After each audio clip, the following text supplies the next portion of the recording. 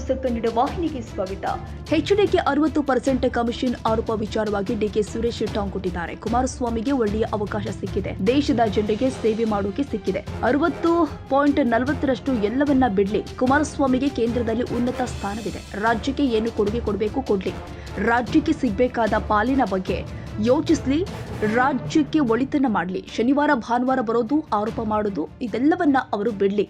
ಅಭಿವೃದ್ಧಿಯ ಚಿಂತನೆಯನ್ನ ಬಿಡ್ಲಿ ಎಂದು ಕುಮಾರಸ್ವಾಮಿ ಆರೋಪಕ್ಕೆ ಮಾಜಿ ಸಂಸದ ಡಿಕೆ ಸುರೇಶ್ ಟಾಂಗ್ ಕೊಟ್ಟಿದ್ದಾರೆ. ಕುಮಾರಸ್ವಾಮಿ ಅವರಿಗೆ ಕರ್ನಾಟಕದಲ್ಲಿ ಒಳ್ಳೆಯ ಅವಕಾಶ ಸಿಕ್ಕಿದೆ. ದೇಶದಲ್ಲಿ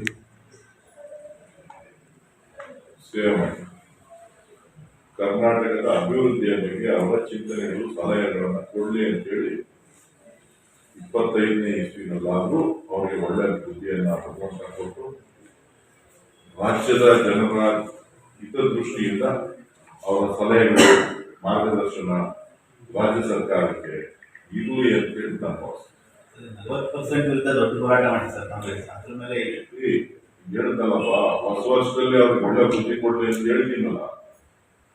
60% 40% ಎಲ್ಲ ಬಿಟ್ಟು ಜನ ನಿರೀಕ್ಷೆ ಮಾಡ್ತಾ ಇರೋದೇನನ್ನ ಕುಮಾರಸ್ವಾಮಿ ಅವರಿಗೆ ಅಧಿಕಾರ ಇಲ್ಲ ಅಂತಲ್ಲ.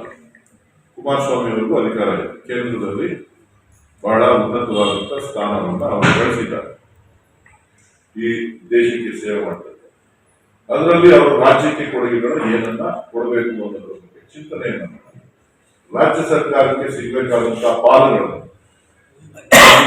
ದೊರೆಯಬೇಕಾದಂತಹ ಯೋಜನೆಗಳನ್ನ ಇದ್ರ ಬಗ್ಗೆ ಒತ್ತಡವನ್ನ ಕೇಂದ್ರ ಸರ್ಕಾರದಲ್ಲಿ ಮಾನ್ಯ ಪ್ರಧಾನಮಂತ್ರಿಗಳ ಮೇಲೆ ತೋರಿಸಿ ರಾಜ್ಯಕ್ಕೆ ಒಳಿತನ್ನ ಬಯಸಲಿ, ಒಳಿತನ್ನ ಮಾಡಲಿ.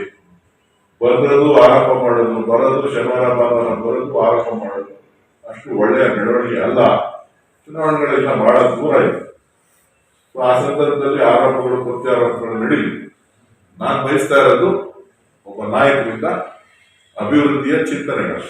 ಆ ಅಭಿವೃದ್ಧಿಯ ಚಿಂತನೆಗಳನ್ನ ಮಂಥನ ಮಾಡಲಿ ಅಂತೇಳಿ ನಾನು ಬಯಸ್ತೇನೆ. ತಾಜಾ ಸುದ್ದಿಗಾಗಿ MTV ನ್ಯೂಸ್ 24x7ಗೆ ಸಬ್ಸ್ಕ್ರೈಬ್ ಮಾಡಿ ಮತ್ತು ಬೆಲ್ ಐಕಾನ್ ಅನ್ನು ಒತ್ತಿ. ತಪ್ಪದೇ ಲಿಂಕ್ ಶೇರ್ ಮಾಡಿ.